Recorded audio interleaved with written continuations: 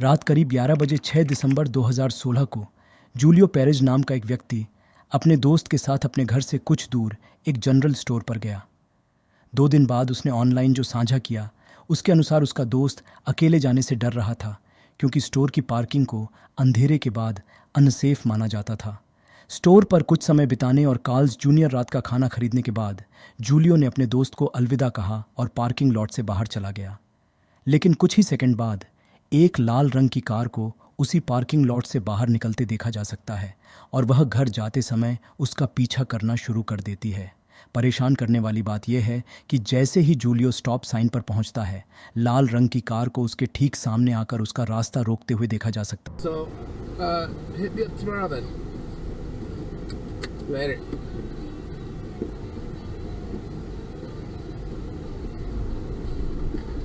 Always. Play that shit.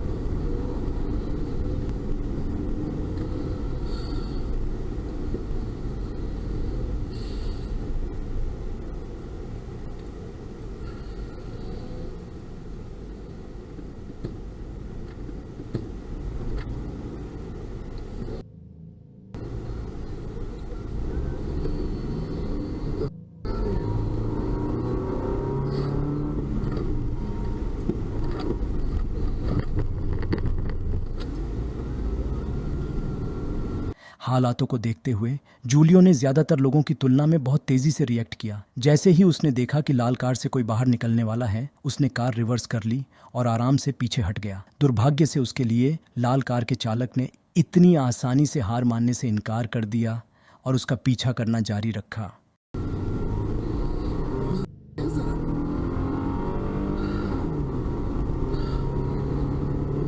It is, man. Wait for me.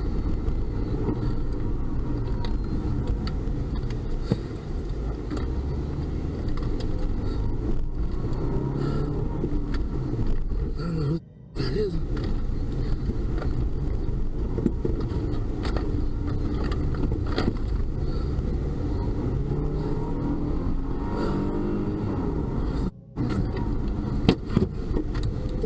Man.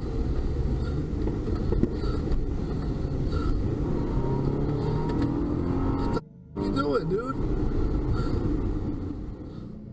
पीछा करने के दौरान एक पॉइंट पर हमलावरों ने उसे रोकने की कोशिश में जूलियो की कार पर एक अज्ञात वस्तु फेंक दी। तभी वह मदद के लिए 911 पर कॉल करने का फैसला करता है। 911.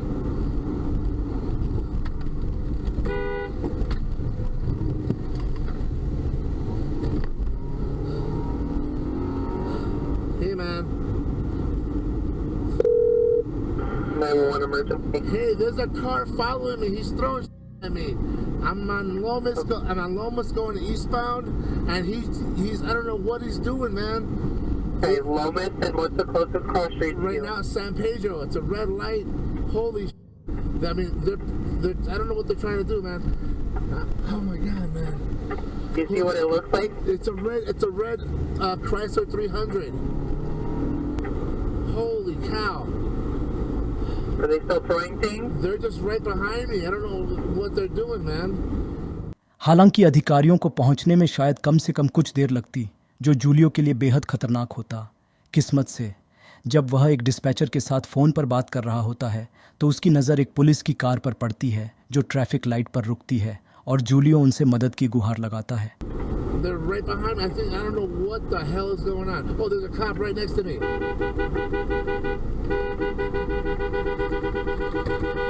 This guy right behind me. Hold on. Hey, this guy Are right you here. still there? This guy right here.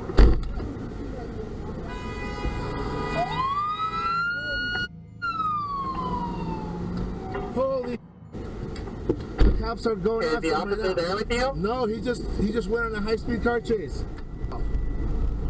Okay, hang on with me. Hang on. I'm with I just followed a police officer right now. I'm not sure what the hell just happened, man. How you doing, man? I'm with the 911 operator right now. Listen, I don't know what happened. I pulled out. I was gonna go get some food right there on Central, and then all of a sudden this car just pulled up right in front of me. I thought they were gonna carjack me or something, man. and they started to get out, I put it in reverse, and I just got the hell up out of there and went down towards San Pedro and Central. Did you get a plate number? I wasn't able to get. Man, I was. Hell That's no. okay. That's fine. Like I said, I got it on camera though, bro. Do you have it on camera? Yeah. लेकिन अपराधी police से बच निकलने में कामयाब रहा और इसकी कभी पुष्टि नहीं हुई कि उस रात उसके इरादे क्या थे, लेकिन उसके व्यवहार को देखते हुए लग रहा था कि यह कारजैकिंग की कोशिश थी। अगर अधिकारी सही समय पर सही स्थान पर नहीं होता तो जूलियो को लाल बत्ती पर अकेले रुकना पड़ता, जहां वह हमलावर उसके साथ पता नहीं क्या करता।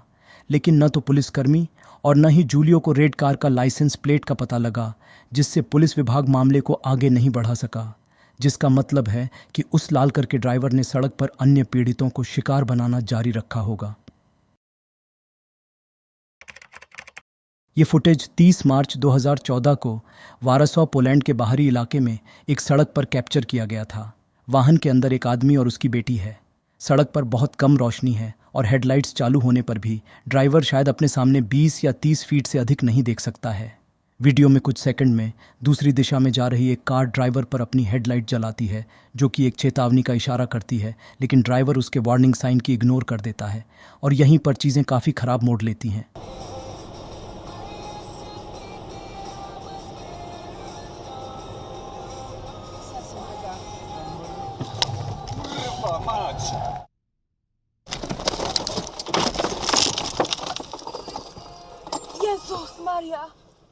सड़क के बीच में खड़े आदमी से बचने के लिए ड्राइवर गाड़ी को दूसरी तरफ मुड़ने की कोशिश करता है। हालांकि ऐसी सिचुएशन में ऐसा कहना कहीं अधिक आसान है। कार को कंट्रोल करने में नाकाम पिता और बेटी सड़क से दूसरी तरफ खड्डे में गिर जाते हैं। हालांकि की घटना के समय उस आदमी की पीठ कार की ओर थी और इतनी रात को सडीडी ढक पर खड़े होने की कोई वजह नहीं है, जबकि वहां से कारें गुजर रही हों। आदमी के इस व्यवहार को देखते हुए ऐसा लग रहा था कि वो शायद किसी नशे में है या फिर अपनी जान लेने की कोशिश कर रहा था। लेकिन चूंकि वह आदमी तुरंत घटनास्थल से भाग गया, इसलिए कोई भी अंदाज़ा नहीं लगा सकता कि उस रात उसके असली इरादे क्या थे।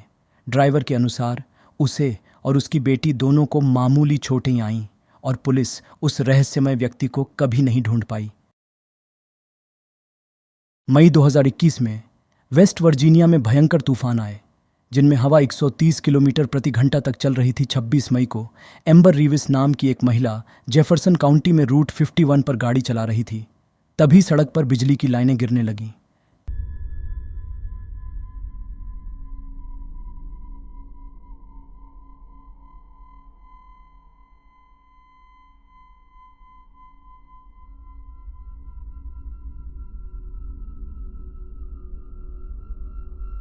तेजी से एम्बर बिजली लाइनों के इम्पैक्ट से बचने के लिए समय रहते सड़क से हटने में कामयाब हो जाती है। बाद में उसने वीडियो फेसबुक पर अपलोड किया और उन लोगों को धन्यवाद दिया जो उसकी मदद के लिए रुके। ऐसी सिचुएशन बहुत सी वजह से खतरनाक है। गिरती बिजली लाइन के वजन के नीचे दबने के खतरे के अलावा बिजली का झटका भी एक बड़ा जोखिम है। अगर कोई इलेक्ट्रिक लाइन किसी कार से सीधा कांटेक्ट बनाती है या उसके करीब भी आती है तो ड्राइवर को करंट भी लग सकता है। बिजली लाइन संभावित रूप से कार के फ्यूल को भी जला सकती है, जिससे आग या विस्फोट हो सकता है। सौभाग्य से तार एम्बर की कार के इतने करीब नहीं आए कि कोई नुकसान हो सके और वह बिना किसी नुकसान के गाड़ी चलाने में कामयाब रही। यह क्लिप 26 फरवरी 2022 को चिल्ली में कैप्चर की गई और बाद में रेडिट पर अपलोड की गई। ड्राइवर के डैश कैम द्वारा कैप्चर किए गए फुटेज में सामने की सफ़ेद कार को ज़रूरत से ज़्यादा ब्रेक लगाते हुए और सुरंग की ओर जाने वाली सड़क पर थोड़ा अलग ढंग से चलाते हुए देखा जा सकता है। डैश कैम वाला ड्राइवर अपनी दूरी बनाए रखता है।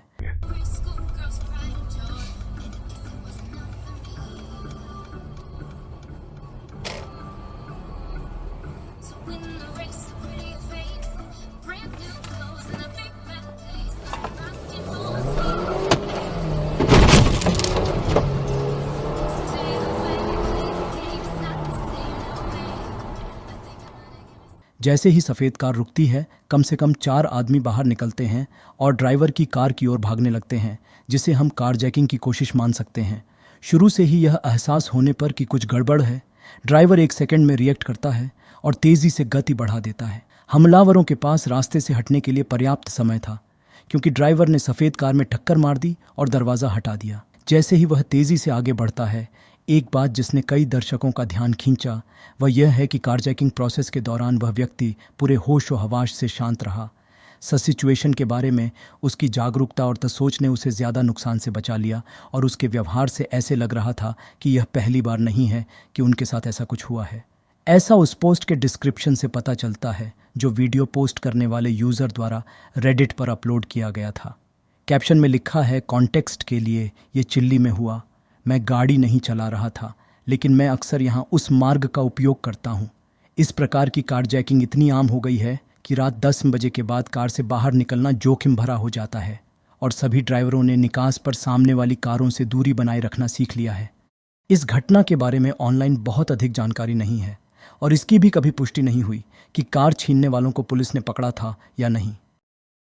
रविवार 14 अप्रैल 2019 की शाम को तूफान के बीच मैनचेस्टर काउंटी, न्यू जर्सी में रूट 70 और कॉलोनियल ड्राइव के चौराहे पर एक बिजली लाइन गिर गई। तार गिरकर ट्रैफिक लाइट पर फंस गया और सोमवार 15 अप्रैल की सुबह जर्सी सेंट्रल पावर और लाइट का एक कर्मचारी तारों को खोलने गया। मैनचेस्टर टाउनशिप पुलिस विभाग के सार्जेंट हेमहाउसर को चौराहे पर पार्क किया गया था, जिसकी बदौलत यह घटना उनकी कार के डैश कैम पर कैद हो गई।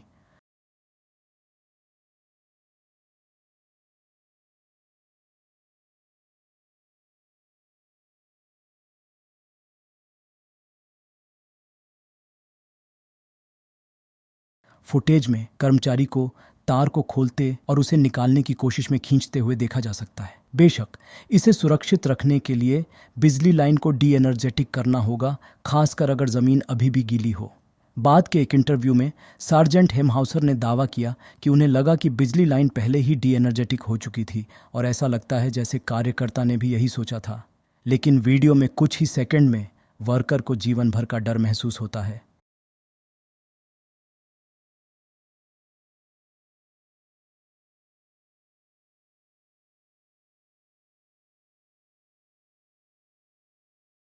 बिजली की लाइन जब ज़मीन को छूती है तो गीली सड़क से तार का संपर्क होते ही उसमें आग लग जाती है। कर्मचारी को तुरंत तार गिराते और आश्चर्य से पीछे छलांग लगाते हुए देखा जा सकता है। जाहिर तौर पर उसे बिजली लाइन चालू होने की उम्मीद नहीं थी। शुरुआती झटके के बाद उपयोगिता कर्मचारी भागना शुरू कर देता है और सुरक्षित स्थान की ओर निकल जाता है। सार्जेंट हेमहाउसर के मुताबिक आग की लपटें इतनी तेज़ थीं कि सड़क पर डामर में छेद हो गए। घटना की सूचना मिलने के बाद Jersey central power and light ने तुरंत यह निर्धारित करने के लिए एक जांच शुरू की कि बिजली लाइन चालू क्यों थी। अगर एक उपयोगिता कार्यकर्ता को इसे ठीक करने के लिए हरी बत्ती दी गई थी। हालांकि घटना का सटीक कारण कभी भी सार्वजनिक रूप से सामने नहीं आया, लेकिन क्षेत्र में किसी और घटना की सूचना नहीं मिली है। एक दिन एक कपल अपने जिम को प्रमोट करने के लिए अपने ट्रेनर्स के साथ कुछ फिल्मांकन करने जा रहे थे। तभी अचानक उन्हें सड़क पर ट्रैफिक जाम मिला, जिसके बाद उन्होंने दूसरे रास्ते से जाने का फैसला किया। थोड़ी दूर जाने के बाद कपल और ट्रेनर्स को हथियारों के साथ पैदल चल रहे 2 पुलिस अधिकारी दिखे, जिन्होंने उनसे लिफ्ट मांगी, लेकिन उन्होंने उन्हें इग्नोर किया और सीधा चलते गए। लेकिन थोड़ी दूर जाने पर उन्हें रोड के बीच में खड़ी एक सफ़ेद वैन दिखती है। सफ़ेद वैन के चालक ने उन्हें अपनी हेडलाइट से चेतावनी देने की कोशिश की, लेकिन वे सिग्नल को मिस कर देते हैं और यहीं चीज़ें परेशान करने वाली हो जाती हैं। I'd rather assume they do and not.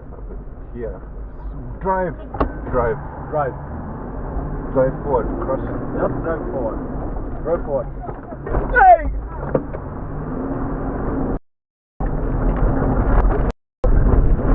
Still there? Yeah. जैसे ही वे वैन से गुजरे, हथियार से लैस 3 आदमी वाहन के पीछे से आए और स्वेंसन की कार पर हमला कर दिया। सिचुएशन पर तेज़ी से रिएक्ट करते हुए चालक कुछ दूरी हासिल करने के लिए तुरंत वाहन को रिवर्स में ले जाता है। जैसे ही वे लोग करीब आते हैं, ट्रेनरों में से एक ब्रायन को आगे बढ़ने के लिए कहता है और जैसे ही वो आगे बढ़ता है, हमलावरों में से एक अपनी तलवार के साथ खिड़की से उनकी ओर पहुंचने की कोशिश करता है।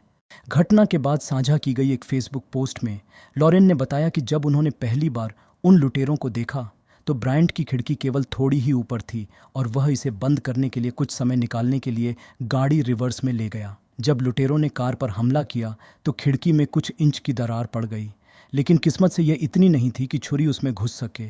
जैसे ही ब्रायंट सड़क पर तेज़ी से आगे बढ़ता है, ट्रेनरों में से एक ने बताया कि वह घटनास्थल पर पुलिस को आते हुए देख सकता है। चिंताजनक बात यह है कि वाहन के पीछे गोली चलने की आवाज़ सुनी जा सकती है। The cops. There not even cops. The cops behind.